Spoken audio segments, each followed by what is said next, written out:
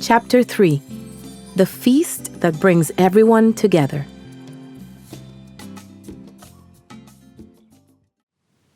Finally, December 24th arrived. Christmas Eve, Nochebuena. Even though it rained a little in the morning, the house already felt alive. Lara, come here. Today I'm going to teach you how to cook, said Abuela, excited. What's on the menu, Abuela? I asked curiously. We're making arroz con gandules. Outside, your abuelo and papa are roasting the lechón asado over the fire. Titi Juanita is making the pasteles, and we'll also have potato salad. For dessert, we'll serve arroz con dulce and tembleque. Abuela took out the biggest caldero I had ever seen and placed it on the stove. First, we make the sofrito, she explained while we chopped the ingredients and threw them into the caldero. When it was time to add the arroz and the gandules, I asked, "How much rice and how much water, Abuela?" She laughed. In this house, my love, I don't measure anything. Everything's by taste. That's how it turns out better, she said, winking at me. Abuela was like a music conductor telling everyone what to do. Hija, check the morcillas so they don't burn. Juan, bring me the banana leaves for the rice and the pasteles. The house started to smell like Christmas in Puerto Rico. The yummy scent of arroz con gandules and lechón asado made me very hungry. I wanted to try everything. After cooking the arroz con gandules, Leah and I had a super important mission: to set the dinner table. We wanted it to look nice, so we put on the red tablecloth, the plates with flowers, and folded the napkins into triangles. Meanwhile, Papa helped Abuelo with the roasted pig, and they kept joking in Spanglish. "Careful with the cuerito, that's the treasure of the night," shouted Abuelo. "Don't worry, I'm learning the technique. Suavecito," answered Papa. Titi Juanita called us to help with the pasteles. Everything was set in a line, and she showed us step by step. First, we put a little dough on the leaf. Then, put the meat in the middle, fold it like a package, and tie it with a string. We made the pasteles and stacked them one on top of another. It looked like a giant tower reaching the ceiling. The last things we made were the desserts, tembleque and arroz con dulce. And we had to wait while they cooled. It was so hard not to taste them right away.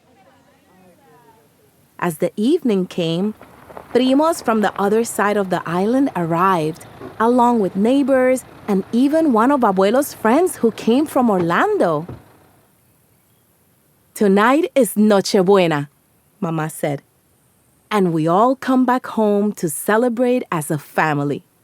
Before eating, Abuelo raised his glass and said, "Tonight, we give thanks for the family and the traditions that keep us close.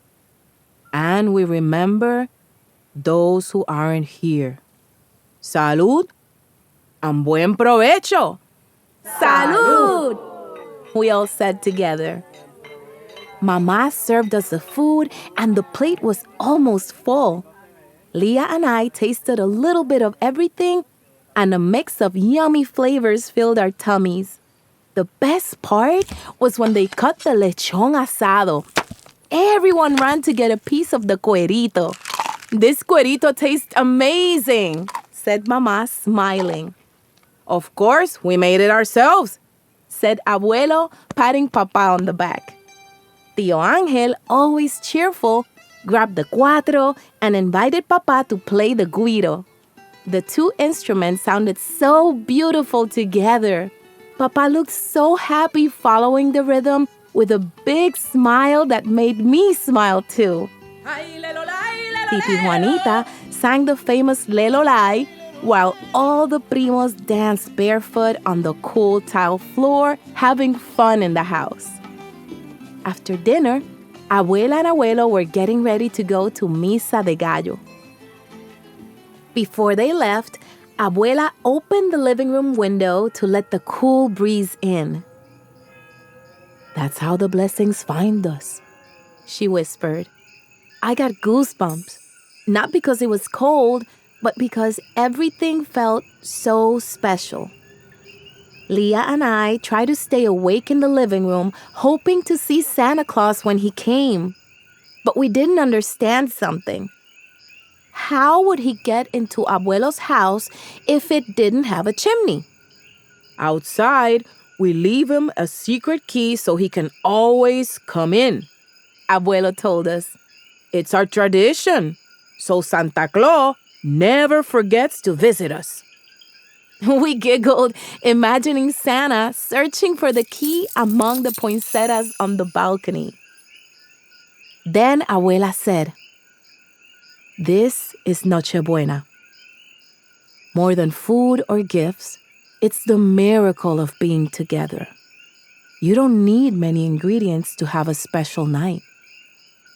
The magic of Nochebuena comes from the heart when we're with family. That's the most important ingredient." That moment felt so full of love. I knew I'd remember it forever.